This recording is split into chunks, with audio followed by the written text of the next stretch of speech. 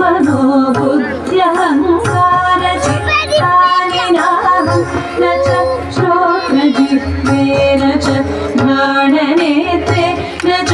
व्योमभूमि न तेजो न वायो न च व्योमभूमि न तेजो न वायो चिदानन्दरूप शिवोऽहं शिवोऽहं चिदानन्दरूप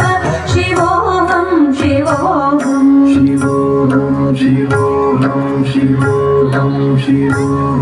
न च प्राणसंज्ञो न वै पञ्चवायो न वा सप्तधातु न वा पञ्चकोश